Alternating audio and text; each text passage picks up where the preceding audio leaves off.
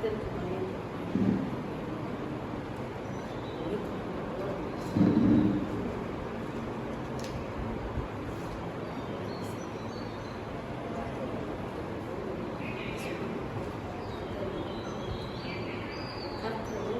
கர்த்தர் நம்மை நினைத்திருக்கிறார். அவர் நம்மை ஆசீர்வதிப்பார்.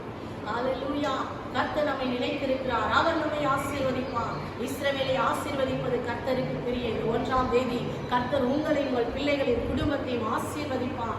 இந்த யூடியூப் மூலமாக, ஆன்லைன் மூலமாக எத்தனை பேர் இந்த ஆராதனை பார்க்கிறீர்கள், ஜெபங்களை பார்க்கிறீர்கள். நிச்சயம் உங்களுக்கு உங்கள் வாழ்க்கையில ஒரு பெரிய மகிழ்ச்சி ஆண்டவர் கொடுப்பார். ஹல்லேலூயா. இந்த பாடல்கள் உங்கள் வீடுகளிலே தொனிக்கும் பொழுதே சுகத்தை ஆண்டவர் கொடுப்பார். ஒரு சுகமளிக்கிற ஆராதனையை கர்த்தர் மாற்றுவார். உங்களுக்கு ஜெபிக்கட்டும்.